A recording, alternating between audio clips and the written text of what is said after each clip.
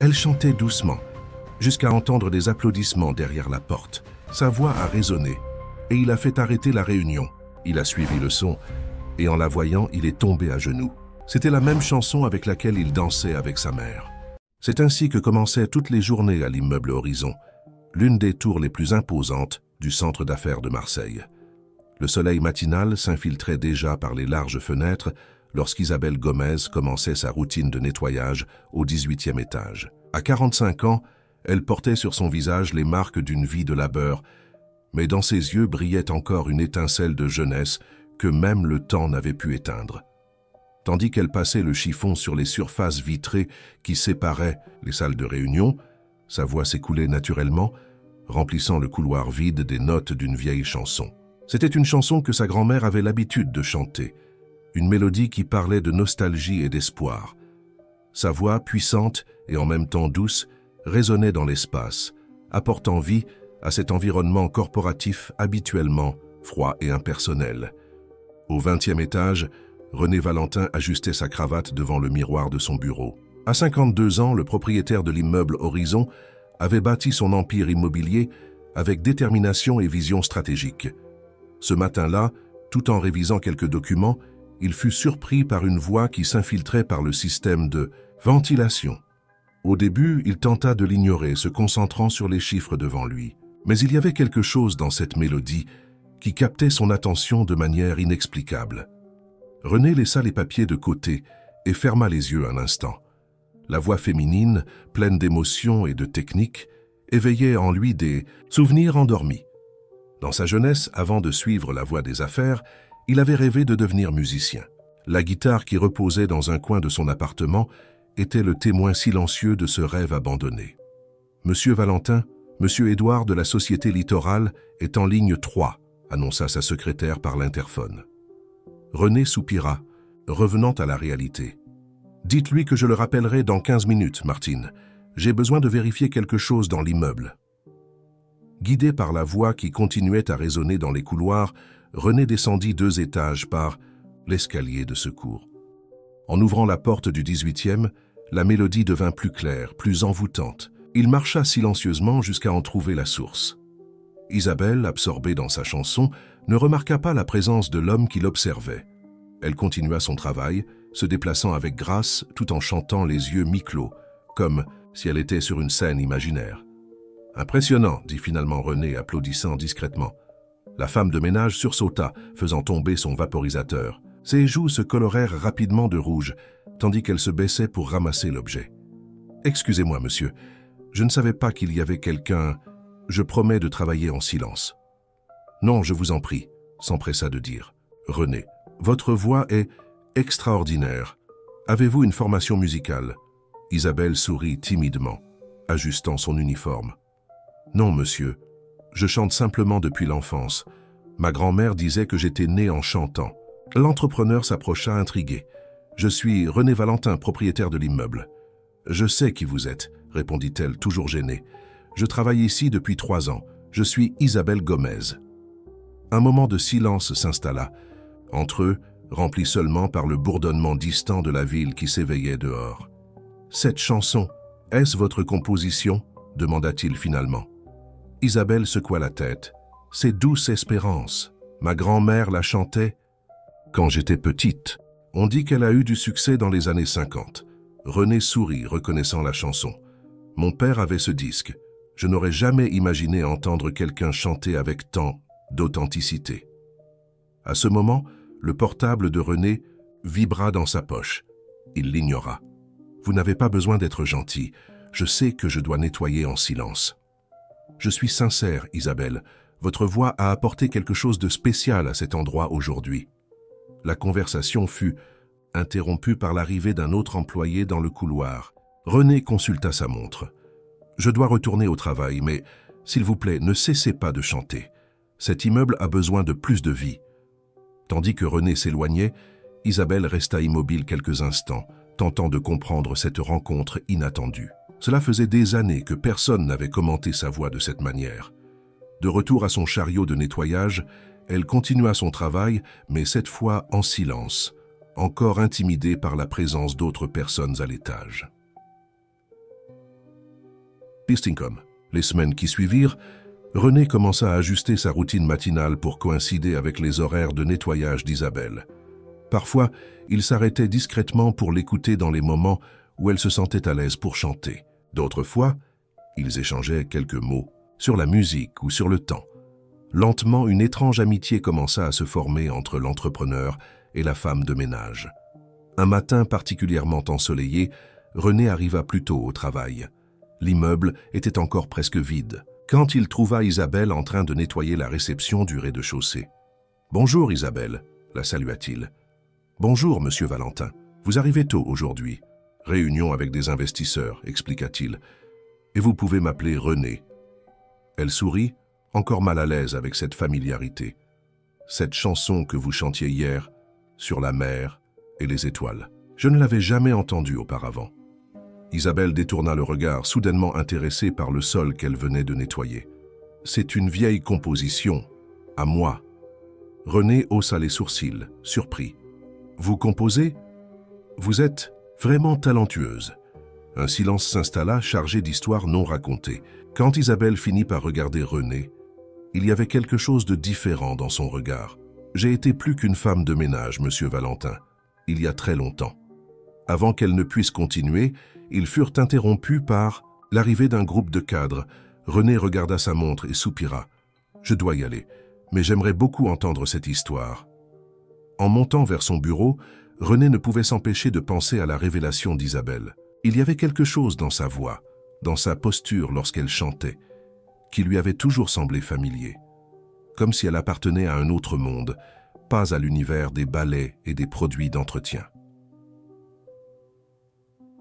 Au 20e étage, sa secrétaire l'attendait avec une expression préoccupée. « Monsieur Valentin, Monsieur Alexandre Montier a déjà appelé 3 fois ce matin. Cela semble urgent. » René fronça les sourcils. Alexandre Montier, l'un des investisseurs les plus agressifs du marché immobilier marseillais, manifestait depuis des mois son intérêt pour acquérir une participation dans l'immeuble Horizon. « Appelez-le et dites-lui que je suis en réunion.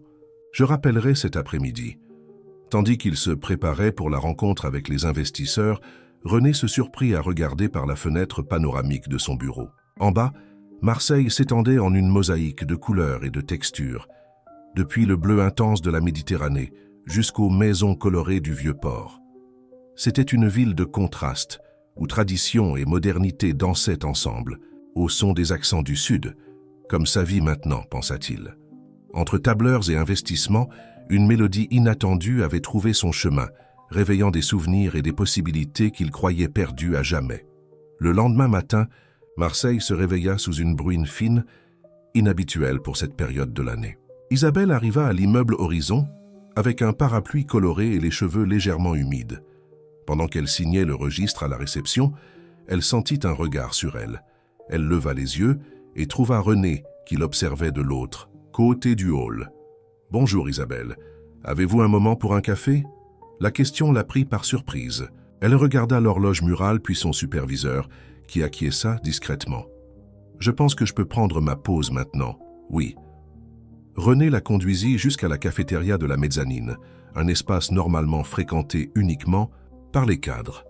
Les quelques personnes présentes à cette heure jetèrent des regards curieux au duo insolite. Le propriétaire de l'immeuble et la femme de ménage dans son uniforme bleu.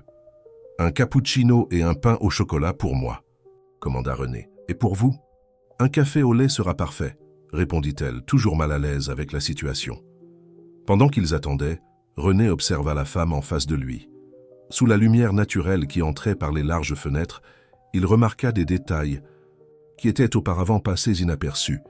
Les yeux bruns foncés qui semblaient garder des secrets, les mains délicates malgré le travail pénible, et une posture qui, par moments, révélait une élégance inhabituelle. « Hier, vous avez mentionné que vous avez été plus qu'une femme de ménage, » dit-il finalement. « Je ne veux pas être indiscret, mais j'avoue que je suis curieux. » Isabelle tint la tasse avec ses 2 mains, comme si elle cherchait du réconfort dans sa chaleur. « C'était il y a longtemps, » commença-t-elle, la voix basse. « Au début des années 90, quand Marseille vivait l'explosion de la scène musicale méditerranéenne. » René se pencha en avant, soudainement intéressé. « J'avais 18 ans quand un producteur m'a découverte en train de chanter dans un petit bar de La Joliette. Il a dit que j'avais le timbre parfait, l'énergie idéale pour le nouveau son qui conquérait la France. Elle fit une pause, prenant une gorgée de café. En quelques mois, je suis passée de serveuse à chanteuse du groupe Brise Marine. Nous avons enregistré un album, fait des concerts, dans tout le Sud. Notre chanson Ciel d'été passait à la radio. René fronça les sourcils, essayant d'associer l'information. Brise Marine. Attendez, vous êtes Marie-Soleil? Isabelle sourit mélancoliquement. Je l'étais. Mon nom. De scène. Ils ont trouvé qu'Isabelle ne correspondait pas à l'image moderne qu'ils voulaient m'en vendre. Mon Dieu, je me souviens de cette chanson. Le soleil a doré la mer et la mer a coloré le ciel, fredonna René. C'était un succès dans les fêtes universitaires. Que s'est-il passé? Le visage d'Isabelle s'assombrit. L'histoire. Habituelle. Un contrat d'abusif, un manager sans scrupules, de l'argent qui n'arrivait jamais dans nos poches. Quand j'ai commencé à poser des questions, j'ai été remplacé. Ils ont dit qu'il y avait des dizaines de jeunes chanteuses qui voulaient ma place. René secoua la tête indigné. C'est terrible. Vous n'avez pas essayé de poursuivre une carrière solo? J'ai essayé pendant un temps, mais ce manager, Charles Montier, avait des contacts dans toute l'industrie musicale de la région. Personne ne voulait risquer de travailler avec moi, après qu'il a répandu que j'étais difficile. Sans argent et avec une petite fille à élever, j'ai dû chercher des alternatives. Vous avez une fille? Le visage d'Isabelle s'illumina pour la première fois durant la conversation. Julie, elle a 25 ans maintenant. Elle termine ses études d'ingénierie environnementale. C'est pour elle que tous les efforts en valent la peine. René sourit, admiratif devant la force de cette femme. Et vous n'avez plus jamais chanté professionnellement? Seulement lors d'événements communautaires, à l'église parfois. La musique ne m'a jamais quitté, mais j'ai appris à la garder dans un endroit sûr. Il y avait une dignité dans ses paroles qui toucha René profondément. Lui-même avait fait face à des choix difficiles dans sa vie, abandonnant des rêves au nom de la sécurité et des attentes familiales. Vous savez, j'ai aussi eu une passion pour la musique, confessa-t-il. Mon père voulait que je reprenne les affaires familiales, mais tout ce dont je rêvais, c'était de jouer de la guitare et composer. J'ai même eu un groupe à la fac. Isabelle le regarda avec un intérêt renouvelé. Et pourquoi avez-vous abandonné? Mon père a eu une attaque quand j'avais 23 ans. Je n'ai pas eu d'autre choix que de reprendre la société de construction. Avec le temps, j'ai découvert que j'avais aussi du talent pour les affaires, mais la musique, elle est restée quelque part en chemin. Un silence confortable s'installa entre eux, une compréhension mutuelle qui se passait de mots. C'est étrange comme la vie nous mène par des chemins inattendus, dit finalement Isabelle. Et comme, parfois ces chemins se croisent à nouveau, compléta René. Le moment fut interrompu par la sonnerie du téléphone portable de René. En vérifiant l'écran, son expression changea. Je dois répondre. C'est Alexandre Montier. Isabelle acquiesça, compréhensive, et se leva. Merci pour le café, monsieur Valentin. Je dois retourner au travail. René, corrigea-t-il. Juste René. Tandis qu'elle s'éloignait, René répondit à l'appel avec une réticence visible. Valentin. Tiens l'appareil. La voix de l'autre côté semblait impatiente. René, nous devons discuter de ma proposition. Le marché n'attendra pas éternellement. J'ai déjà dit que je n'étais pas intéressé à vendre une participation dans l'immeuble Horizon, Alexandre. Soyez raisonnable. Les chiffres ne mentent pas. Votre immeuble est à près de 40% de vacances. Comment comptez-vous maintenir les opérations ainsi? René sentit son estomac se nouer. La situation financière de l'entreprise était en effet préoccupante. Ces derniers mois, plusieurs sociétés avaient quitté l'immeuble. Certaines attirées par des offres alléchantes de concurrents, d'autres se plaignant de l'insatisfaction concernant les services et les installations. Nous mettons en œuvre des améliorations et négocions avec de nouveaux locataires, répondit-il fermement. L'Horizon reste l'une des adresses d'affaires les plus prestigieuses de Marseille. Le rire à l'autre bout de la ligne irrita profondément René. Le prestige. Ne paie pas les factures, mon ami. Réfléchissez à mon offre. Elle est généreuse compte tenu des circonstances. Après avoir raccroché, René resta assis, observant la ville par la fenêtre de la cafétéria. Alexandre Montier représentait tout ce qu'il méprisait dans le monde des affaires. Ambition démesurée, tactiques agressives, manque de vision au-delà du profit immédiat. Il savait que l'investisseur avait des plans pour dénaturer complètement l'immeuble Horizon, le transformant en un centre commercial générique. Sa réflexion fut interrompue par le retour de Martine, sa secrétaire. « Monsieur Valentin, l'administratrice, de l'immeuble a besoin urgemment de votre signature pour libérer les paiements. Et nous avons reçu une autre plainte, cette fois de la Société Conseil Prisme concernant la climatisation. » René soupira. « Montons, Martine. Nous devons résoudre cela. » Dans l'ascenseur, ses pensées oscillaient entre les problèmes de l'immeuble et l'histoire d'Isabelle. Il y avait quelque chose dans sa trajectoire qui résonnait profondément en lui. Peut-être la sensation de potentiel interrompu, de rêve mis en attente.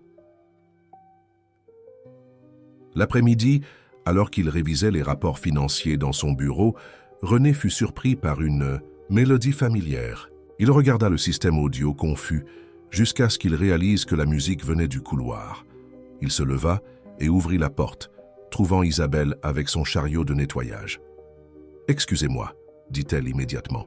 « Je pensais que vous étiez en réunion externe. »« S'il vous plaît, continuez, » demanda-t-il. « En fait, j'aimerais en entendre davantage. » Hésitante, Isabelle reprit la chanson, une composition personnelle qui parlait de recommencement et de seconde chance. Sa voix, d'abord timide, gagna en confiance, remplissant le couloir d'une émotion palpable qui captiva l'attention des employés qui passaient. Quand elle termina, de petits applaudissements vinrent de diverses portes entr'ouvertes. Isabelle sourit embarrassée, tandis que René l'observait avec une lueur dans les yeux. Une idée commençait à se former dans son esprit, une idée qui pourrait transformer non seulement le destin de l'immeuble Horizon, mais aussi le cours de la vie de cette femme extraordinaire que le destin avait placée sur son chemin. Les jours suivants apportèrent plus de problèmes à l'immeuble Horizon. Une infiltration au 12e étage provoqua l'interdiction de 3 salles, et l'entreprise technologique qui occupait la moitié du 8e étage annonça son transfert vers un complexe d'affaires récemment inauguré sur l'avenue du Prado. René passait de longues heures en réunion avec l'administratrice de l'immeuble, des techniciens et des locataires potentiels essayant de renverser la situation. L'un de ces jours particulièrement difficiles, alors qu'il quittait le bâtiment, après 9 heures du soir, il rencontra Isabelle dans le hall. Elle partait aussi, vêtue de vêtements décontractés après son service. « Encore au travail, monsieur René ?» demanda-t-elle, remarquant ses cernes. « Des problèmes qui semblent se multiplier », répondit-il avec un sourire fatigué. « Vous, rentrez chez vous ? » ?»« Oui, je prends le bus au prochain pâté de maison. Laissez-moi vous raccompagner, il est déjà tard. » Initialement, Isabelle hésita, mais la pluie qui commençait dehors la convainquit. Dans la voiture, un silence confortable s'installa, tandis que René conduisait à travers les rues illuminées du centre de Marseille en direction du quartier de la Belle de Mai, où elle habitait. « Comment va votre fille ?» demanda-t-il, brisant le silence. « Julie va bien. Elle termine son mémoire et cherche déjà un stage. Elle a hérité de ma détermination, mais a plus de jugeote que sa mère. » René sourit. « Ce doit être gratifiant de voir un enfant trouver sa voie. C'est la plus grande joie, et le plus grand défi aussi, élever quelqu'un seul. » Quand ils arrivèrent à la résidence où Isabelle habitait, René se gara mais ne coupa pas le moteur. « Isabelle, j'ai réfléchi. L'immeuble Horizon traverse des difficultés. Le taux d'inoccupation est élevé, la concurrence est féroce, et il y a un investisseur qui veut acheter une participation pour tout transformer en centre commercial. » Elle le regarda surprise par cette confidence. « Pourquoi me racontez-vous cela ? » ?»« Parce que j'ai eu une idée. Peut-être que c'est fou, mais... » Il fit une pause, comme s'il organisait ses pensées. « Et si nous créions un espace culturel au rez-de-chaussée de l'immeuble ? Quelque chose qui apporterait de la vie, qui attirerait des gens et donnerait une nouvelle identité au bâtiment. » Les yeux d'Isabelle s'écarquillèrent. « Un espace culturel ? Comment ça ? Un café-concert ? Peut-être, avec des présentations musicales quotidiennes, des expositions, un lieu où la culture marseillaise pourrait briller. Marseille a tant d'artistes talentueux sans espace pour se produire. » C'est une idée intéressante, mais qu'est-ce que cela a à voir avec moi ? René la regarda sérieux. « Vous pourriez être notre première attraction, Marie-Soleil, de retour sur scène. » Isabelle rit nerveusement. « Vous plaisantez, n'est-ce pas ? Personne ne se souvient de Marie-Soleil, et je ne suis pas monté sur scène depuis plus de 20 ans. Votre voix est plus belle que jamais, et tout le monde dans l'immeuble parle déjà de la femme de ménage qui chante comme un ange. » Elle détourna le regard, visiblement mal à l'aise. « J'apprécie votre confiance, mais ma vie est différente maintenant. J'ai des responsabilités, une routine. Voyez cela comme une opportunité de vous reconnecter avec quelque chose que vous aimez clairement encore. Sans pression, sans contrats abusifs, juste de la musique. » Avant qu'elle ne puisse répondre, le téléphone d'Isabelle sonna. C'était Julie, inquiète du retard de sa mère. « Je dois y aller, mais merci pour le trajet et pour la conversation. » Tandis qu'il l'observait entrer dans l'immeuble, René savait qu'il avait semé une graine. Si elle fleurirait, seul le temps le dirait. Le lendemain matin, l'immeuble Horizon reçut une visite inattendue. Louise Mercier, l'une des productrices musicales les plus respectées de Marseille, avait une réunion prévue, avec un client au 15e étage. En passant par le hall, elle fut attirée par une voix qui venait de la zone des escaliers de secours. Intriguée, elle suivit le son. Isabelle, croyant être seule à cette heure, chantait tout en nettoyant les marches. C'était une version émouvante de Prière de mer, une composition personnelle qui n'avait jamais été enregistrée. La chanson parlait de sacrifices et de rêves reportés au nom de l'amour. Louise resta immobile, absorbant chaque note. Quand la chanson se termina, elle applaudit, effrayant Isabelle. « Désolée pour la frayeur, » dit Louise s'approchant, « mais je ne pouvais pas m'empêcher de reconnaître un talent extraordinaire. Je suis Louise Mercier, de la maison de disques. Marée haute. » Isabelle pâlit, reconnaissant le nom. « Vous vous trompez, madame, je suis juste la femme de ménage. Une femme de ménage avec le don le plus rare que j'ai entendu ces dernières années. Cette chanson est de vous ?» Réticente, Isabelle acquiesça. « J'ai un studio à 2 pâtés de maison d'ici. Aimeriez-vous enregistrer une démo de cette chanson? Sans engagement, juste pour voir comment elle sonne dans une production professionnelle. » Avant qu'Isabelle ne puisse répondre, elles furent interrompues par l'arrivée de René. « Bonjour, mesdames. Un problème. » Louise se retourna, lui tendant la main. « Louise Mercier, productrice musicale. J'invitais votre employé à enregistrer une démo. » Les yeux de René brillèrent. Isabelle n'est pas seulement une employée. Elle était Marie. Soleil du groupe Brise Marine. L'expression de Louise changea pour une surprise authentique. Marie-Soleil. Ciel d'été? Mon Dieu, j'adorais cette chanson. Que vous est-il arrivé? Tout le monde pensait que vous aviez quitté le pays. Gênée par la situation, Isabelle expliqua brièvement son histoire. Louise écouta attentivement, indignée par le traitement que la chanteuse avait reçu. L'industrie était encore plus cruelle dans les années 90, commenta-t-elle.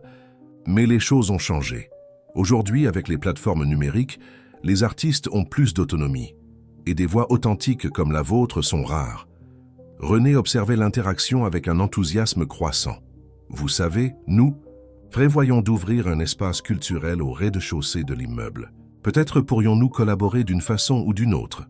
Les yeux de Louise brillèrent d'intérêt. Un espace culturel ici? Le centre de Marseille en a besoin. Cela pourrait être une scène pour de nouveaux talents et des artistes établis qui veulent des performances plus intimistes.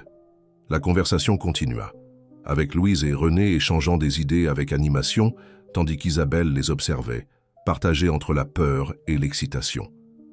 Une partie d'elle voulait s'enfuir, retourner à la sécurité de sa routine.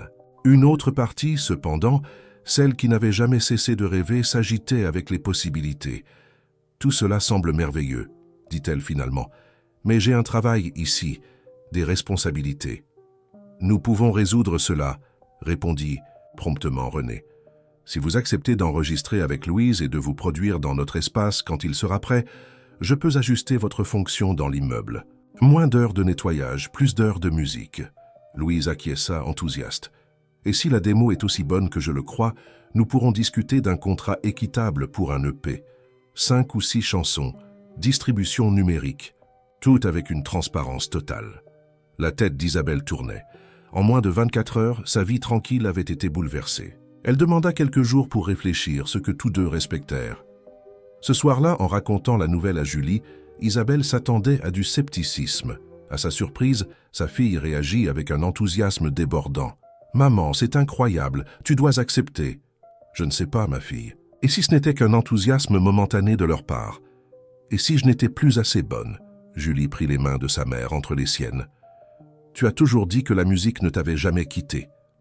Tous les dimanches à l'église, tous les anniversaires de la famille, même en chantant sous la douche. Ta voix a toujours été extraordinaire. Le monde mérite de l'entendre. » Les larmes aux yeux, Isabelle serra sa fille dans ses bras. « Quand es-tu devenue si sage? » « J'ai appris de la meilleure. Une femme qui n'a jamais abandonné, même quand tout semblait impossible. » Le lendemain matin, Isabelle chercha René dans son bureau. Le cœur battant mais avec une détermination renouvelée, elle accepta le défi. La séance d'enregistrement fut fixée pour le week-end suivant. Pendant ce temps, Alexandre Montier observait les mouvements dans l'immeuble Horizon avec une irritation croissante. Son informateur au conseil de copropriété lui rapporta les plans pour un espace culturel au rez-de-chaussée, quelque chose qui contredisait complètement sa vision pour l'entreprise. « J'ai besoin que vous en découvriez plus sur cette Louise. Mercier et cette Isabelle, ordonna-t-il à son assistant. Valentin a toujours été têtu, mais je ne l'ai jamais vu aussi résistant à une offre avantageuse. Il doit y avoir quelque chose de plus dans cette histoire. » Le samedi matin, Isabelle arriva au studio de Marée Haute tremblante de nervosité. Louise l'accueillit avec une étreinte chaleureuse et la présenta à l'équipe technique, tous des musiciens expérimentés qui traitèrent la femme de ménage avec le respect dû à une artiste. Commençons par « Prière de mère », puisque « c'est ce qui m'a conquise », suggéra Louise. « Sentez simplement la musique, comme si vous étiez seul. Oubliez l'équipement, les techniciens, tout. Juste vous et votre histoire. » Quand la musique commença à jouer dans les écouteurs, Isabelle ferma les yeux. Peu à peu, la tension dans ses épaules se dissipa et sa voix émergea d'abord timide puis de plus en plus confiante. L'équipe technique échangea des regards impressionnés tandis que Louise souriait, sachant qu'elle avait découvert quelque chose de spécial. De l'autre côté de la vitre, René observait, ému. Il y avait quelque chose de presque sacré. Dans ce moment, la renaissance d'un talent que le monde avait presque perdu. Et d'une manière inexplicable, il sentait que sa propre vie était aussi transformée par cette voix qu'il avait trouvée dans les couloirs de l'immeuble Horizon. La nouvelle de l'enregistrement d'Isabelle se répandit rapidement dans l'immeuble Horizon. Des employés qui la remarquaient à peine auparavant la saluaient maintenant dans les couloirs, certains demandant même des autographes. Le bruit parvint aux oreilles d'Alexandre Montier, qui intensifia son enquête sur l'ex-chanteuse et sa connexion avec René Valentin. Une semaine après la session au studio, Louise convoqua Isabelle et René pour une réunion. Avec un sourire radieux, la productrice connecta son ordinateur portable aux enceintes. « Préparez-vous », annonça-t-elle. « Ce que vous allez entendre est magique. » Les premiers accords de Prière de mère remplirent la pièce, suivis par la voix d'Isabelle, maintenant rehaussée par un arrangement qui mélangeait des éléments de la chanson française contemporaine avec des touches subtiles de musique méditerranéenne et de bossa nova. La production était suffisamment minimaliste pour conserver l'émotion brute de l'interprétation, mais assez sophistiquée pour mettre en valeur les nuances vocales. Quand la musique s'arrêta, Isabelle avait les larmes aux yeux. « C'est si étrange de m'entendre ainsi », confessa-t-elle. « On dirait une autre personne. » « C'est vous dans votre essence, corrigea Louise. Nous devons enregistrer 4 autres chansons pour compléter l'EP. Avez-vous d'autres compositions en réserve ?» Isabelle acquiesça timidement. « J'ai un cahier, des compositions que j'ai faites au fil des ans, sans jamais imaginer qu'elles seraient enregistrées. » René, qui était resté silencieux, parla enfin. « C'est extraordinaire, Louise. Combien de temps avant que nous puissions lancer ? Avec de la chance, 1 mois pour finaliser les enregistrements et les mixages. Ensuite, nous commencerons la stratégie de lancement numérique. Mais elle fit une pause significative. Ce serait idéal d'avoir un lieu pour des performances live. Le public a besoin d'expérimenter cette voix en personne. L'espace culturel au rez-de-chaussée, s'anima René. Nous devons accélérer les rénovations. Dans les jours qui suivirent, le rez-de-chaussée de l'immeuble Horizon se transforma en un chantier. L'ancien espace d'attente, sous-utilisé pendant des années, était en train d'être converti en un café-concert accueillant avec une capacité de 100 personnes. René supervisait personnellement chaque détail, de l'acoustique à l'éclairage. Pendant ce temps, Isabelle partageait son temps entre ses fonctions de nettoyage, maintenant réduites, et les sessions d'enregistrement. Le soir, dans son petit appartement, elle revisitait d'anciennes compositions, réécrivant des passages et expérimentant de nouvelles mélodies. Julie l'observait avec un mélange de fierté et d'inquiétude. « Maman, tu prends soin de toi. Tu sembles épuisée. » Isabelle sourit, repoussant ses cheveux de son visage. « Je vais bien, ma fille. Je ne me rappelais simplement pas à quel point ce processus est intense. Mais c'est une bonne fatigue, tu sais. Comme si je réveillais des muscles endormis. » Julie s'assit à côté de sa mère, feuilletant le cahier de composition. Celle-ci, marée de nostalgie. « Je me souviens que tu la chantais quand j'étais petite. C'était la première chanson que j'ai composée après avoir quitté le groupe. J'étais pleine d'amertume à l'époque. Et maintenant, comment te sens-tu en revisitant ces histoires ?» Isabelle réfléchit un moment. C'est comme retrouver d'anciennes versions de moi-même. Certaines font encore mal, d'autres me font sourire. Mais toutes font partie de ce que je suis aujourd'hui. La semaine suivante, alors qu'Isabelle enregistrait au studio, René reçut une visite inattendue dans son bureau. Alexandre Montier, impeccable dans son costume italien, entra sans être annoncé, suivi par sa secrétaire visiblement embarrassée. « Excusez-moi, monsieur Valentin, » dit-elle. Il a insisté. René fit un geste apaisant. « Tout va bien, Martine, vous pouvez nous laisser. » Alexandre s'installa sans y être invité, un sourire calculé sur le visage. « René, j'ai entendu dire que vous dépensez une fortune pour rénover le rez-de-chaussée. Un café-concert ? Sérieusement ? » « Ce sont des investissements stratégiques, » répondit sèchement René. « L'immeuble Horizon se réinvente. » « Vraiment ? Et cette réinvention inclut la transformation d'une femme de ménage en star de la pop ? René sentit son sang bouillir mais garda son sang-froid. Isabelle Gomez est une artiste talentueuse qui mérite cette opportunité et notre espace culturel sera un avantage concurrentiel sur le marché. Alexandre rit, un son froid et calculé. Toujours l'idéaliste, mais venons-en aux faits. Votre taux d'inoccupation reste élevé, les coûts d'entretien ne font qu'augmenter. Et maintenant, vous détournez des ressources vers un projet qui n'a rien à voir avec votre activité principale. Que voulez-vous, Alexandre ? La même chose que toujours, faire affaire. Mon offre reste valable, mais pas pour longtemps. Le marché change et ce terrain vaut chaque jour davantage. Quand Alexandre partit enfin, René resta immobile, essayant de traiter la conversation. L'investisseur avait raison concernant la situation financière précaire. Mais il y avait maintenant quelque chose de plus en jeu, quelque chose qui transcendait les tableurs et les projections. Cet après-midi-là, en passant par le rez-de-chaussée en travaux, René fut abordé par le chef de chantier. « Monsieur Valentin, nous avons trouvé un problème structurel dans ce mur. Cela nécessitera un renforcement et retardera le calendrier d'au moins 2 semaines. » C'était un contretemps de plus dans une liste qui semblait sans fin. Épuisé, René décida de passer au studio de Louise avant de rentrer chez lui. En arrivant, il trouva Isabelle en pause, buvant de l'eau tout en discutant avec animation avec les musiciens. Il y avait une lumière en elle, une énergie contagieuse qui contrastait avec la femme timide qui nettoyait les couloirs il y a seulement quelques semaines. « René !» s'exclama-t-elle en le voyant. « Vous arrivez juste à temps. Nous finalisons Marée de nostalgie. Voulez-vous écouter ?» Avant qu'il ne puisse répondre, Louise l'attira dans la salle de contrôle. « Vous ne croirez pas ce que nous avons découvert, » dit la productrice excitée. « J'ai fait des recherches sur l'ancien contrat d'Isabelle avec la maison de disques. Vague musicale. Savez-vous qui en était le propriétaire à l'époque ?» René secoua la tête. « Charles Montier. » Le frère d'Alexandre ? Pire, c'est Alexandre lui-même. Il a changé de nom après un scandale impliquant une fraude fiscale au début des années 2000. Isabelle ne l'a pas reconnu parce qu'il a complètement changé d'apparence. Chirurgie plastique, perte de poids, style différent. La révélation frappa René comme un coup de poing. Soudainement, l'intérêt obsessionnel d'Alexandre pour l'immeuble Horizon prenait une nouvelle dimension. Ce n'était pas seulement une affaire immobilière, c'était personnel. Elle ne peut pas savoir. Cela maintenant, décida-t-il. Elle est à un moment délicat, se reconnectant avec la musique. Cette révélation pourrait la déstabiliser. Louise acquiesça, réticente. L'enregistrement de Marées de nostalgie fut émouvant.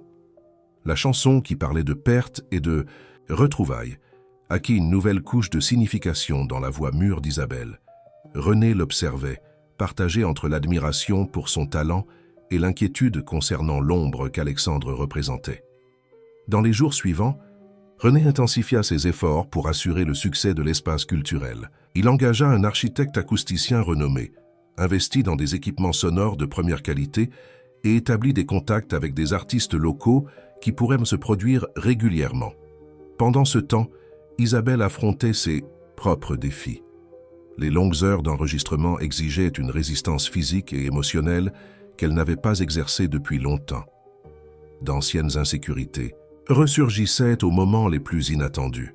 Une erreur sur une note, une interprétation qui ne sonnait pas comme elle l'imaginait. « C'est normal », la rassurait Louise.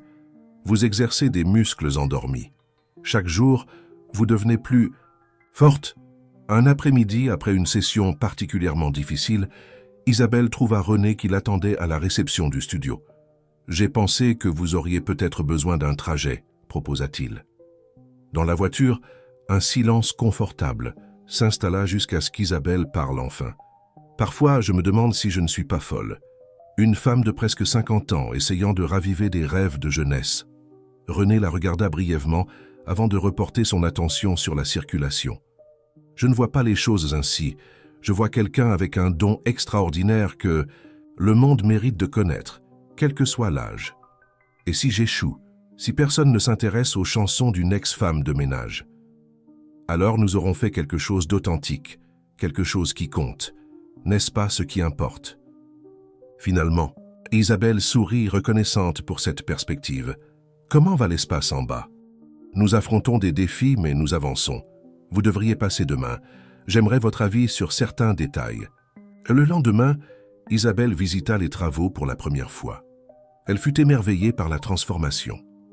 Ce qui était auparavant un espace d'attente générique prenait maintenant forme comme un lieu accueillant, avec une petite scène, un éclairage intimiste et des tables disposées stratégiquement pour créer un environnement propice tant à la musique qu'aux conversations. « C'est plus beau que ce que j'imaginais », confessa-t-elle émue. « Il reste encore beaucoup à faire, mais l'essence est là, » répondit René. « Nous pensons l'appeler Voix en verse. Qu'en pensez-vous?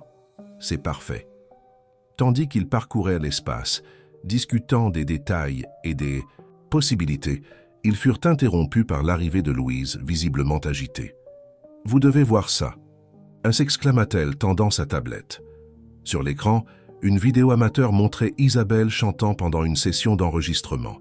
Quelqu'un de l'équipe technique avait enregistré un moment particulièrement émouvant de prière de mère et l'avait partagé sur les réseaux sociaux. En seulement 24 heures, la vidéo avait accumulé plus de 50 000 vues. « Les commentaires sont incroyables », continua Louise, faisant défiler l'écran. « Qui est cette femme? Quelle voix puissante! Ça, c'est de la vraie musique. Et le meilleur. Plusieurs personnes vous ont reconnu comme Marie-Soleil. Il y a une émotion concernant votre retour. » Isabelle s'assit, étourdie par la nouvelle. Son cœur battait rapidement, un mélange d'excitation et de terreur absolue.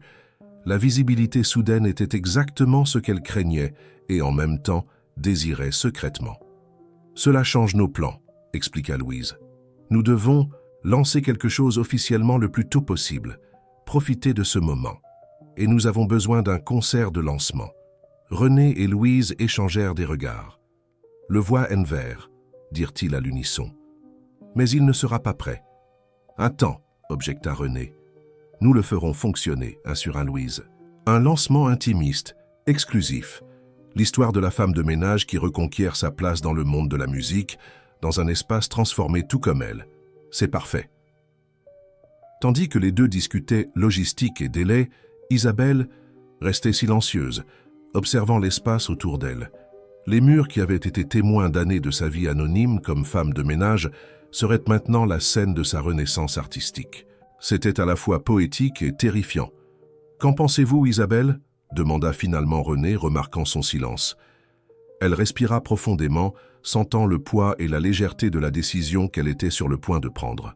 « Je pense qu'il est temps que Marie-Soleil chante à nouveau. » Les 3 semaines suivantes s'écoulèrent à un rythme frénétique.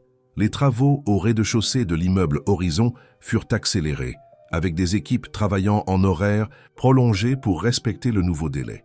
René s'était pratiquement installé sur place, supervisant chaque détail et résolvant les problèmes au fur et à mesure qu'ils surgissaient. Pendant ce temps, Isabelle partageait ses journées entre les dernières sessions d'enregistrement et les répétitions pour la présentation d'ouverture. Sa transformation était remarquable, la posture plus droite, le regard plus confiant. Même le ton de sa voix en parlant était devenu plus assuré. Sous la direction de Louise, elle commençait aussi à réapprendre à se déplacer sur scène, redécouvrant l'artiste qui avait été enterré sous des années de travail comme femme de ménage. Un après-midi, pendant une pause de répétition, Julie apparut au studio portant un sac. « Je suis venue apporter quelque chose de spécial », annonça-t-elle, remettant le paquet à sa mère. Isabelle ouvrit le sac et trouva une robe bleu turquoise avec des détails argentés, les mêmes couleurs qu'elle portait à l'époque de Brise Marine. « Je l'ai trouvée dans une boutique vintage du Vieux-Port », expliqua Julie. « On dirait qu'elle a été faite pour toi. » Les larmes aux yeux, Isabelle serra sa fille dans ses bras. « Tu as toujours cru en moi, même quand je n'y croyais plus. »« J'ai appris de la meilleure », répondit Julie, répétant les mots qu'elle avait prononcés des semaines plus tôt. Ce soir-là, seule dans son appartement, Isabelle essaya la robe. Devant le miroir, elle se vit partagée entre 2 femmes. La femme de ménage qu'elle avait été pendant tant d'années et la chanteuse qu'elle redécouvrait. Ce n'étaient pas des identités séparées, réalisa-t-elle, mais des parties complémentaires. De qui elle était, une femme qui avait survécu, persisté et maintenant renaissait. À l'immeuble Horizon, l'espace voie en verre commençait à prendre sa forme finale. La scène en bois foncé contrastait avec les murs au ton terreux, décorés de photographies en noir et blanc, d'icônes de la chanson française. Des luminaires suspendus au design minimaliste créaient une atmosphère intimiste, tandis que le mobilier en bois et cuir complétait l'ambiance sophistiquée mais accueillante. René était au dernier étage en train de vérifier les derniers détails de l'installation acoustique quand il reçut un appel de son avocat. « J'ai de mauvaises nouvelles », annonça la voix à l'autre bout. Alexandre Montier a obtenu une injonction remettant en question le changement de destination de l'espace commercial. Il prétend que la transformation en salle de spectacle viole le règlement de copropriété. La nouvelle frappa René comme un seau d'eau froide. Comment a-t-il su les détails? Et ce n'est pas une salle de spectacle, c'est un café-concert parfaitement conforme aux normes d'usage mixte prévues dans le règlement. Il a des contacts dans le pouvoir judiciaire. L'audience est fixée dans 10 jours, mais l'injonction suspend l'inauguration jusque-là. 10 jours après la date prévue pour le lancement de l'EP d'Isabelle. La stratégie d'Alexandre était claire. Saboter le moment crucial pour déstabiliser tout le projet. Ce soir-là, René réunit Isabelle, Louise et son équipe juridique dans son appartement. L'atmosphère était tendue tandis qu'ils discutaient à des alternatives. « Nous ne pouvons pas reporter le lancement », argumenta Louise. « Le momentum sur les réseaux sociaux, c'est maintenant. La vidéo a déjà dépassé les 300 000 vues et plusieurs stations de radio ont manifesté leur intérêt. Et nous ne pouvons pas inaugurer l'espace avec cette injonction en cours », contredit l'avocat. « Les amendes seraient astronomiques, sans parler du risque d'interdiction définitive. » Isabelle, qui était restée silencieuse, parla enfin et « Si nous faisions le lancement ailleurs ?» Tous se tournèrent vers elle. « J'ai pensé au centre culturel du Vieux-Port. Ma cousine Delphine travaille dans l'administration là-bas. L'espace est plus grand et a déjà toute la structure nécessaire. » Louise considéra l'idée, calculant rapidement. « Cela pourrait fonctionner. Nous perdons le symbolisme de l'immeuble Horizon, mais nous gagnons en visibilité. Le Vieux-Port attire des touristes, bénéficie d'une couverture médiatique constante. Ce serait une défaite pour l'immeuble Horizon, considéra René. Alexandre verrait cela comme une victoire. Peut-être pas, intervint l'avocat.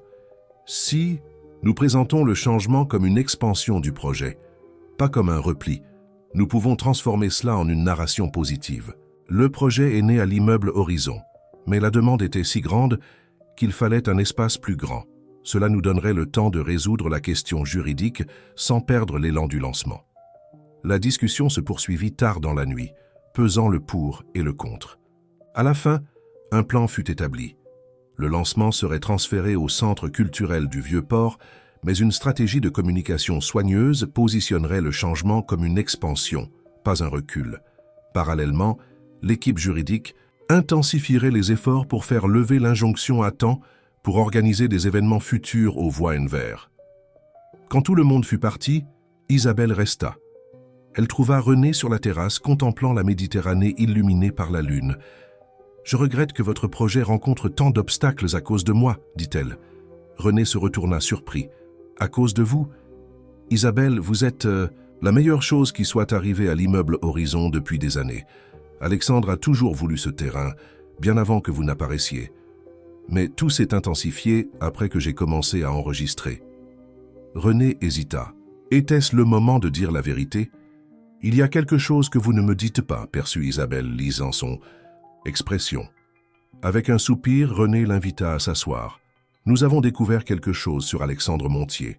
Avant de changer de nom, il était connu comme Charles Montier. Le visage d'Isabelle pâlit. Charles Montier, mon ancien manager? Oui. Après un scandale de fraude fiscale au début des années 2000, il a reconstruit son identité. Chirurgie plastique, nouveau look, nouveau nom. Alors, c'est personnel? Il fait tout ça parce qu'il a découvert que c'est moi. Je n'en suis pas sûr.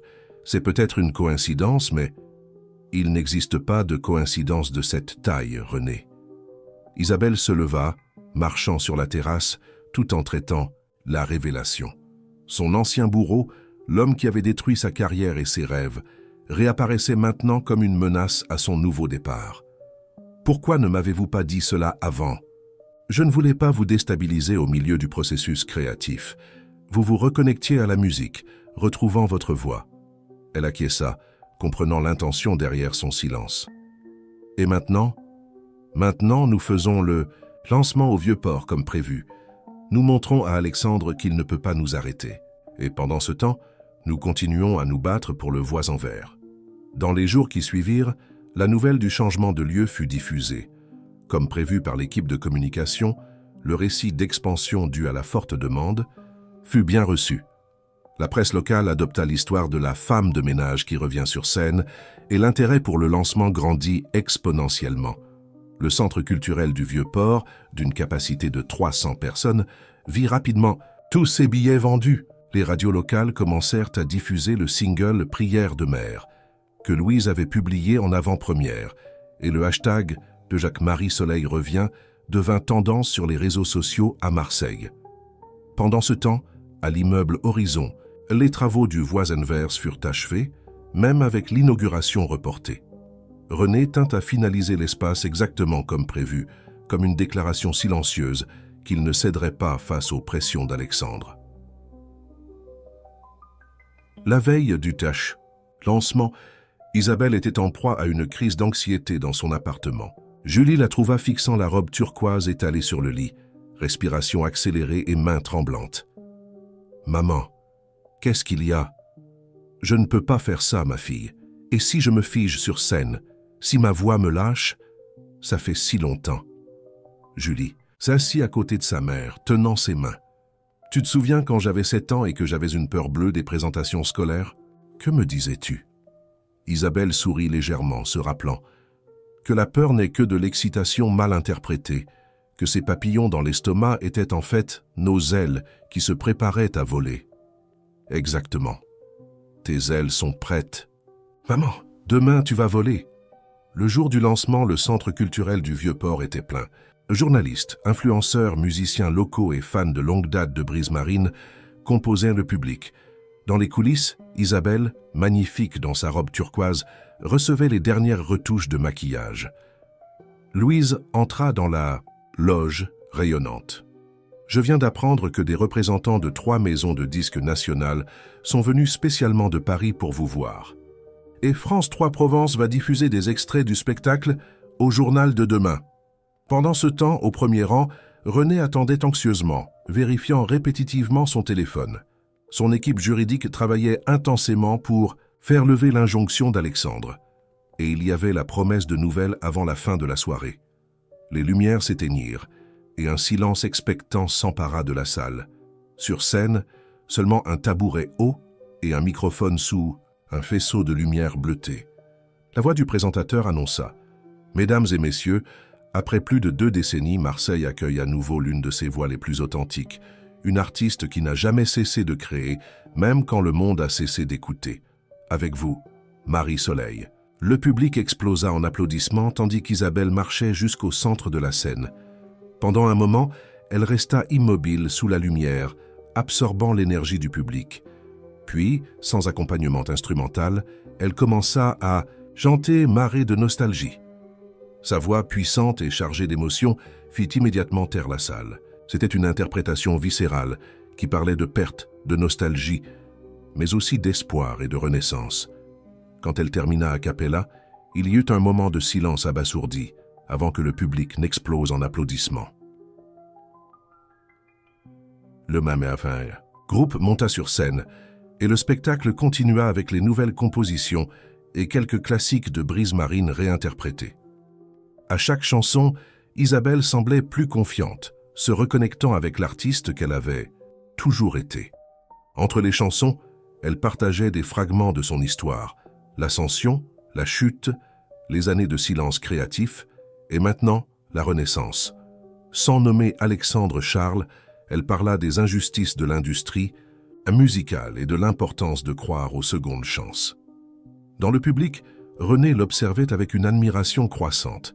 Cette femme sur scène, brillant comme une étoile, était la même qui pendant des années avait nettoyé les couloirs de son immeuble en silence. La transformation était extraordinaire, non pas parce qu'elle était devenue quelqu'un d'autre, mais parce qu'elle pouvait enfin être pleinement qui elle avait toujours été. Son téléphone vibra. C'était un message de l'avocat. Injonction. Levé. Voix Envers libre pour inauguration immédiate. René sourit, gardant la nouvelle pour la partager avec Isabelle après le spectacle. Pour l'instant, il voulait simplement être présent dans ce moment historique. La renaissance non seulement d'une artiste, mais aussi de rêves qui semblaient perdus à jamais. Le succès du lancement au Vieux-Port dépassa toutes les attentes. Les critiques musicaux louèrent la maturité vocale d'Isabelle et l'authenticité de ses compositions. Sur les réseaux sociaux, des vidéos de la présentation devinrent virales, atteignant des personnes bien au-delà de Marseille. L'EP Renaître, lancé simultanément sur les plateformes numériques, entra rapidement dans les listes des plus écoutées dans la catégorie chansons françaises. Une semaine après le spectacle, le Voix Envers inaugura enfin au rez-de-chaussée de l'immeuble Horizon. La soirée d'ouverture accueillit des personnalités locales, des journalistes et des curieux attirés par l'histoire du lieu. Isabelle, maintenant officiellement directrice artistique de l'endroit, présenta une programmation diversifiée qui incluait des musiciens débutants et confirmés, des soirées de poésie et des jam sessions. La transformation de l'immeuble alla au-delà de l'espace physique. Un nouveau climat s'empara des couloirs. Des employés qui auparavant se contentèrent de faire leurs heures s'attardaient maintenant après le travail pour assister aux présentations. Des cadres qui se connaissaient à peine découvraient des intérêts communs aux tables du café-concert. Des artistes apportaient une énergie renouvelée à l'environnement d'entreprise. René observait cette métamorphose avec une satisfaction croissante. Ce qui avait commencé comme une tentative de sauver son entreprise était devenu quelque chose de bien plus grand, une redécouverte du but et du sens dans sa propre vie.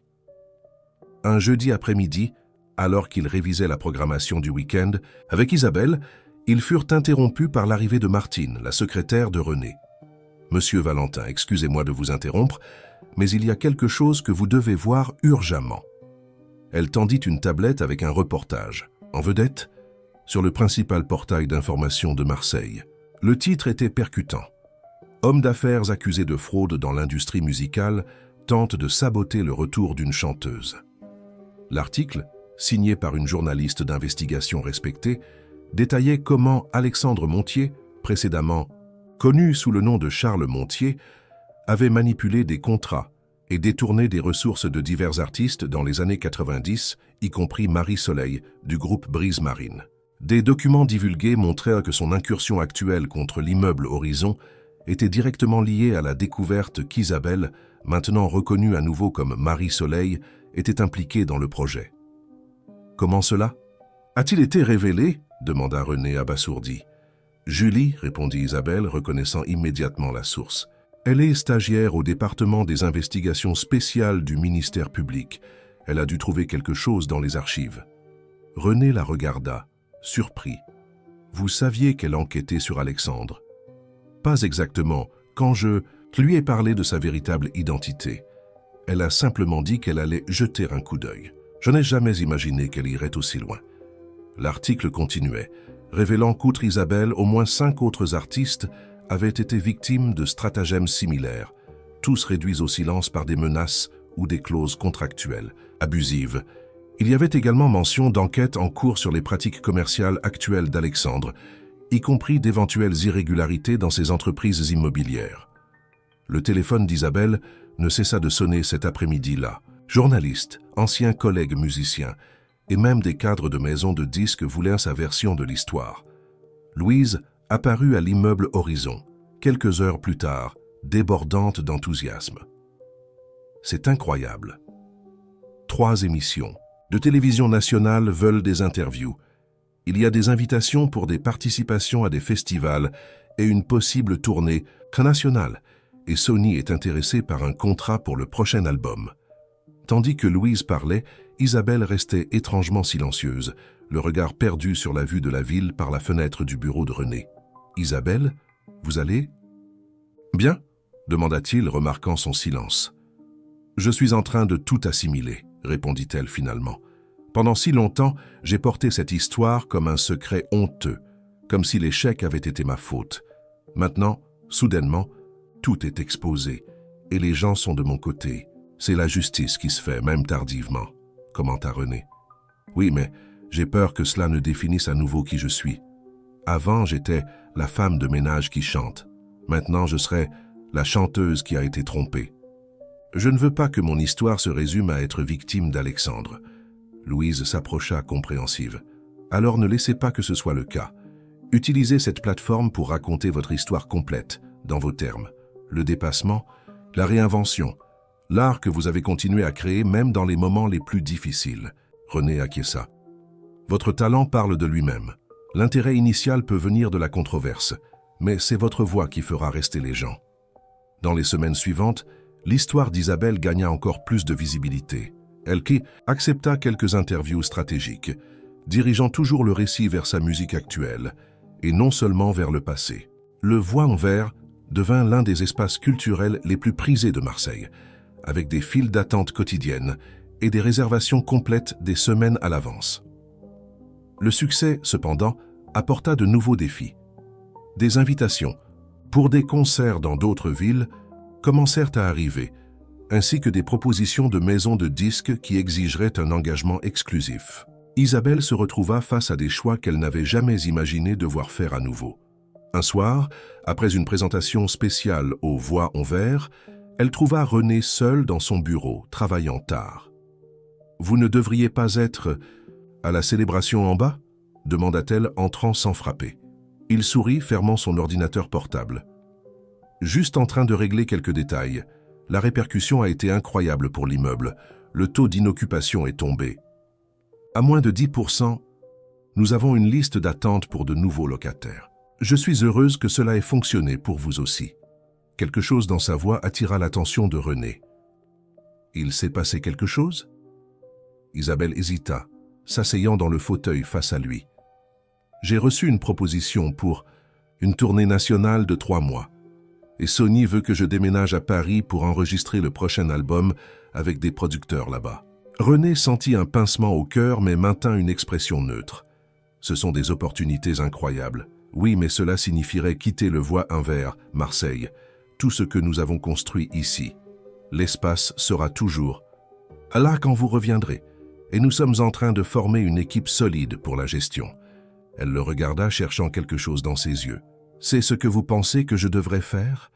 Partir ?» Ce fut au tour de René d'hésiter. Ces derniers mois, sa relation avec Isabelle avait transcendé l'amitié initiale. Ils partageaient non seulement un projet professionnel, mais des confidences, des peurs, des rêves. Il y avait entre eux une connexion que tous deux reconnaissaient silencieusement, mais qu'aucun n'avait osé nommer. Je pense que vous devriez suivre ce que votre cœur dit, répondit-il finalement. Vous avez déjà renoncé à des rêves une fois. Vous ne devriez pas avoir à le faire à nouveau. Et si mon cœur est partagé? Avant que René ne puisse répondre, ils furent interrompus par l'arrivée inattendue d'Alexandre Montier. L'homme d'affaires entra sans cérémonie, suivi de 2 hommes en costume, un avocat et un individu qui portait une mallette. « J'espère ne pas interrompre quelque chose d'important, » dit-il avec une fausse cordialité. René se leva, se positionnant instinctivement entre Alexandre et Isabelle. « Que voulez-vous, Alexandre? Les heures de visite sont terminées depuis longtemps. Je suis venu proposer une trêve, répondit-il, ouvrant les bras dans un geste théâtral de paix. Les derniers événements ont été inconfortables pour nous tous. Isabelle, qui jusqu'alors était restée silencieuse, se leva aussi. Inconfortable. Vous avez volé des années de ma carrière, détruit mes rêves, et vous appelez ça inconfortable? Alexandre ne se laissa pas démonter. Le passé est le passé, Marie. Ou préférez-vous, Isabelle? Je suis venu parler d'avenir. Il fit un geste vers l'homme à la mallette qui en sortit un document de plusieurs pages. Ma proposition finale pour l'acquisition d'une participation dans l'immeuble Horizon, 3 fois la valeur du marché. Et ceci, il désigna un autre document, une proposition de ma nouvelle maison de disques pour Marie Soleil. Contrat équitable, royalty généreux, tournée internationale. René et Isabelle échangèrent des regards incrédules. « Vous espérez que nous croyions cela après tout ?» questionna René. « Les affaires sont les affaires. Les révélations récentes ont été malheureuses, mais je peux transformer des citrons en limonade. L'histoire de la chanteuse qui affronte son ancien bourreau et triomphe est vendable. » Très vendable. Isabelle fit un pas en avant, regardant Alexandre directement. « Vous ne comprenez pas, n'est-ce pas? Il n'a jamais été question d'argent ou de célébrité. C'était la musique, la connexion, créer quelque chose d'authentique. La poésie ne paie pas les factures, ma chère. Elle ne l'a jamais fait. Peut-être pas, mais elle m'a maintenu en vie quand vous avez essayé de me détruire. Chaque chanson que j'ai composée durant ces années a été un acte de résistance. Chaque note que j'ai chantée, même en nettoyant des couloirs, a été ma façon de dire que vous n'aviez pas gagné. » La froideur dans le regard d'Alexandre commença à céder la place à une irritation croissante. « Ne soyez pas stupide. Ce pourrait être votre dernière chance d'avoir une carrière pertinente. À 50 ans, combien d'opportunités pensez-vous avoir ?» Ce fut René qui répondit. « Toutes celles qu'elle créera pour elle-même. Le Voie Anvers n'est que le début. Nous étendons le concept à d'autres immeubles, créant un réseau d'espaces culturels. Isabelle sera directrice artistique de tous avec une totale liberté créative. » C'était la première fois qu'Isabelle entendait parler de ses plans. Elle regarda René, surprise et émue. « Vous commettez une erreur, insista Alexandre. Le marché est impitoyable. Cette mode passera et vous vous retrouverez avec un projet en faillite entre les mains. » Peut-être, concéda René. Mais ce sera notre projet, notre vision, nos règles. Nous ne sommes pas intéressés par vos propositions, Alexandre. Ni maintenant, ni jamais. Le visage de l'homme d'affaires se tordit en une expression de colère mal contenue. « Vous le regretterez. Valentine, tous les deux. » Après le départ d'Alexandre, un silence pesant s'installa dans le bureau. Isabelle fut la première à le rompre. C'est vrai, à propos de l'extension du concept du Voie Anvers, René acquiesça. « J'y travaille depuis des semaines. Je voulais vous faire une surprise quand tout serait plus concret. Nous avons déjà l'intérêt de propriétaires à Nice et à Lyon. » « Pourquoi ne m'avez-vous pas dit cela avant ?»« Parce que je voulais que vous preniez votre décision, sans vous sentir obligé de rester. Si la tournée et Paris sont ce que vous désirez vraiment, je veux que vous y alliez. Le projet continuera ici, et il y aura toujours une place pour vous. » Isabelle s'approcha, prenant ses mains entre les siennes. « Et si ce que je désire vraiment est de rester, construire quelque chose de significatif ici avec vous ?»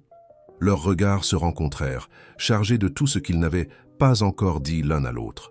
La réponse de René fut interrompue par la sonnerie insistante du téléphone d'Isabelle.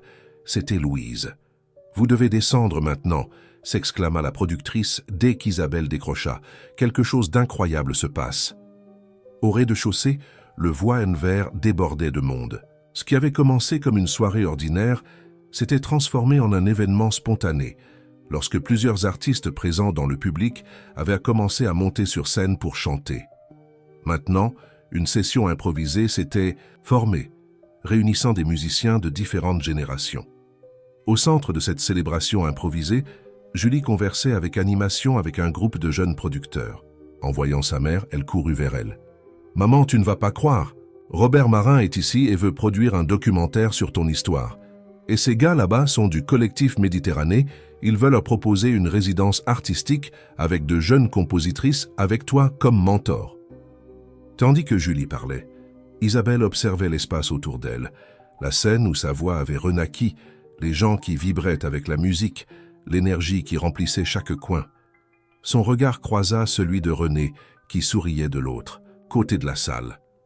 À ce moment, tous les doutes se dissipèrent. Marseille, l'immeuble Horizon, le Voie Envers, c'était la scène où son histoire continuerait à s'écrire. Non pas comme un retour au passé, mais comme un nouveau chapitre, plus riche et plus authentique que tout ce qu'elle aurait pu imaginer. 1 an s'était écoulé depuis l'inauguration du Voie Envers. L'automne arrivait à Marseille, apportant des vents doux et des ciels d'un bleu cristallin. L'immeuble Horizon, autrefois une construction d'entreprise comme tant d'autres, se distinguait maintenant dans le paysage urbain, non seulement par son architecture, mais par l'énergie qui en émanait. Ce matin de samedi, Isabelle traversa le hall de l'immeuble d'un pas décidé. Elle ne portait plus d'uniforme de femme de ménage, mais conservait la simplicité dans sa façon de s'habiller. Pantalon en lin clair, chemisier en coton bleu marine et accessoires artisanaux qu'elle avait achetés auprès d'artistes locaux qui exposaient maintenant régulièrement dans la mezzanine du bâtiment. « Bonjour, Madame Isabelle », salua le concierge. « L'équipe de montage est déjà arrivée pour le festival. »« Merci, Joseph. Je vais monter chercher quelques affaires et je descends pour superviser. » Dans l'ascenseur, Isabelle vérifia les messages sur son téléphone portable. La promotion du premier festival Voix de l'Horizon battait son plein, avec des billets pratiquement épuisés pour les 3 jours d'événement. Des artistes de toute la France, du jazz à la chanson, du rap à la musique du monde, convergeraient pour des présentations qui occuperaient non seulement le Voie Envers, mais aussi la place devant l'immeuble et des espaces culturels partenaires aux alentours. En arrivant au 18e étage, où elle avait l'habitude de nettoyer, Isabelle sourit en voyant la transformation. Ce qui était auparavant des bureaux conventionnels abritait maintenant l'Institut culturel Horizon, une organisation à but non lucratif fondée par elle et René pour promouvoir la musique et d'autres expressions artistiques parmi les jeunes des quartiers périphériques de Marseille. « Je pensais te trouver ici, » dit Julie, sortant d'une des salles. À 26 ans, la fille d'Isabelle partageait maintenant son temps entre son travail d'analyste environnemental et la coordination des projets sociaux de l'Institut. « Les documents du sponsor sont arrivés. Nous avons besoin de ta signature. »« Déjà ? Je pensais que Total n'enverrait que la semaine prochaine. Il semble que la répercussion de ton album ait accéléré les choses. Personne ne veut rester à l'écart du projet de la sensation musicale de l'année, » plaisanta Julie, citant le titre d'un magazine national qui avait mis Isabelle en couverture le mois précédent. Le 2e album d'Isabelle, intitulé « Marée », était sorti 2 mois plus tôt, atteignant un succès qui avait surpris même les plus optimistes. Produit par Louise en partenariat avec des noms consacrés de la chanson française, le travail mélangeait des compositions inédites avec quelques perles gardées pendant des décennies dans ses cahiers. La critique spécialisée célébra la maturité de l'œuvre, soulignant comment la voix d'Isabelle portait une authenticité que seule l'expérience de vie pouvait apporter. « Je ne m'y suis toujours pas habituée », confessa Isabelle, signant « Les documents. Parfois je me réveille en pensant que tout n'est qu'un rêve élaboré. » « Un rêve que tu as construit avec beaucoup de travail, » répondit Julie, embrassant sa mère. « Je suis si fière de toi. » Après avoir finalisé les papiers, Isabelle descendit au rez-de-chaussée, où le Voie Envers bouillonnait d'activités préparatoires pour le festival. Des techniciens ajustaient le système sonore, tandis que des artistes visuels installaient des expositions sur les murs. L'espace, initialement conçu comme un modeste café-concert, s'était étendu, occupant maintenant tout le rez-de-chaussée de l'immeuble avec des zones intégrées pour des présentations, des expositions et des ateliers. Isabelle, appela Louise, traversant la salle avec son dynamisme caractéristique. Nous avons des nouvelles incroyables. France 2 a confirmé qu'elle diffusera des extraits du festival dans leur émission culturelle du dimanche. Et je viens de parler avec les producteurs des Francopholies. Ils te veulent pour la scène principale lors de la prochaine édition. Avant qu'Isabelle ne puisse traiter les nouvelles, François, le jeune coordinateur technique de l'espace, s'approcha avec urgence. « Madame Isabelle, nous avons un problème avec les exigences techniques du groupe Rythme d'Afrique. L'équipement qu'ils ont demandé n'est pas arrivé et il se produit ce soir. »« Parlez à René, » répondit-elle calmement. Il avait une solution pour cela. Comme invoqué par la mention de son nom, René apparut venant de la zone administrative, téléphone dans une main et tablette dans l'autre. En voyant Isabelle, son expression sérieuse s'ouvrit en un sourire chaleureux. « J'ai déjà résolu le problème de l'équipement, » annonça-t-il s'approchant. « Nous l'avons emprunté à l'Opéra de Marseille. Il arrive dans 1 heure. » René aussi avait changé au cours de cette année. À 53 ans, il conservait la posture élégante de toujours, mais avait abandonné les costumes formels pour un style plus décontracté. Le gris qui commençait à dominer dans ses cheveux lui conférait un air de distinction qui correspondait à sa nouvelle phase de vie. « Tu penses à tout », observa Isabelle, échangeant avec lui un regard complice. « Pas à tout », confessa-t-il. « J'ai complètement oublié l'interview pour Radio France. Elle est prévue pour 14 heures. Nous pouvons la faire ensemble, suggéra-t-elle. L'histoire du voisin vert est la nôtre après tout. » Cette phrase simple portait une signification profonde que tous deux comprenaient parfaitement. Ces derniers mois, la relation entre eux avait évolué de l'amitié et du partenariat professionnel vers quelque chose de plus intime. Ils ne vivaient pas encore ensemble. Isabelle valorisait son indépendance reconquise et René respectait cet espace, mais ils partageaient bien plus qu'une entreprise réussie. L'après-midi, alors qu'ils accordaient l'interview dans les studios de Radio France, la journaliste posa la question qu'ils entendaient fréquemment. Quand est née l'idée de transformer un immeuble d'affaires traditionnel en un centre culturel si vibrant? René et Isabelle échangèrent des regards, souriant. Ce fut elle qui répondit. Cela a commencé par une chanson, une simple mélodie qui résonnait dans les couloirs vides, et une voix extraordinaire qui m'a fait m'arrêter et écouter. Vraiment écouter pour la première fois depuis des années, compléta René. La journaliste, captant la chimie entre eux, sourit. Et maintenant, avec le succès du modèle, j'ai entendu dire que vous vous étendez à d'autres villes? Oui, confirma René. Le 2e Voix Inverse sera inauguré à Nice le mois prochain. Puis viendront Lyon et Toulouse. L'idée est de créer un réseau français d'espaces culturels qui valorise les artistes locaux et servent de point de rencontre pour la communauté. Et tout cela a commencé avec une femme de ménage qui chantait en travaillant, observa la journaliste. Je préfère dire que cela a commencé avec une artiste qui n'a jamais cessé de créer, même quand le monde a cessé d'écouter, corrigea René gentiment. Après l'interview, en marchant de retour vers l'immeuble Horizon, Isabelle et René s'arrêtèrent sur la place Castellane pour prendre un café. Le mouvement de la ville coulait autour d'eux, tandis qu'ils profitaient d'un rare moment de tranquillité avant le début du festival. « J'ai reçu des nouvelles d'Alexandre », commenta René, après un moment de silence confortable. Isabelle haussa les sourcils, intriguée. Après la confrontation dans le bureau 1 an auparavant, l'homme d'affaires avait disparu des radars. Des rumeurs disaient qu'il affrontait des problèmes avec la justice en raison des dénonciations de fraude. Passé, que s'est-il passé? Apparemment, il essaie de recommencer dans les Alpes, loin du scandale. Il a vendu la majorité de ses entreprises ici en Provence. Isabelle acquiesça, pensive. Tu sais, pendant longtemps, j'ai pensé que si un jour je le rencontrais à nouveau, je ressentirais de la colère, du désir de vengeance.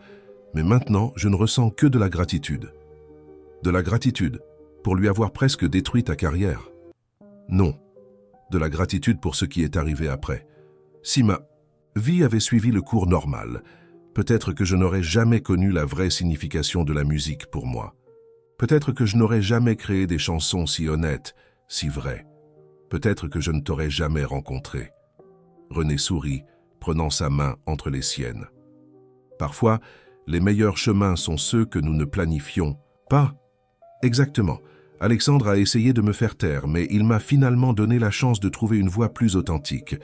Une qui ne dépend pas de maisons de disques, de mode, de formules commerciales.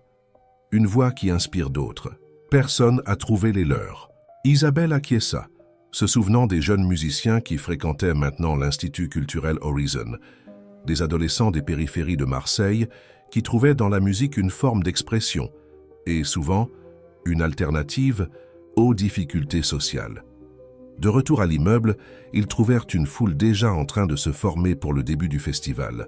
Parmi les présents, plusieurs visages connus, musiciens locaux, journalistes, fans qui suivaient la trajectoire d'Isabelle depuis son retour sur scène, mais aussi beaucoup d'inconnus, des personnes attirées par la promesse de bonne musique et d'une ambiance accueillante. Dans les coulisses, Louise coordonnait les derniers détails avec l'équipe technique, tandis que Julie organisait les volontaires qui aideraient pendant l'événement. L'ambiance était d'expectatives positives et de coopération, quelque chose qui contrastait fortement avec les expériences antérieures d'Isabelle dans l'industrie musicale. 5 minutes avant l'ouverture, annonça François par radio. Isabelle et René montèrent sur la scène principale, où une bannière avec le logo du festival, un horizon stylisé avec des notes musicales, servait de fond. Le public applaudit avec enthousiasme en les voyant. « Bonsoir Marseille », salua Isabelle, la voix claire et confiante dans le microphone. « Bienvenue au premier festival Voix de l'Horizon ». Tandis qu'elle poursuivait avec les mots de bienvenue, René l'observait avec admiration. Ce n'était pas seulement la beauté physique ou le talent musical qui le captivait, mais la force intérieure, la détermination inébranlable et surtout la capacité à transformer les difficultés en opportunités.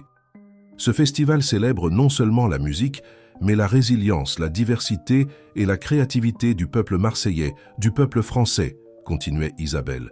Chaque artiste qui se présentera ici a une histoire unique, une voix authentique qui mérite d'être entendue. Le public répondait avec un enthousiasme croissant. René prit alors le microphone.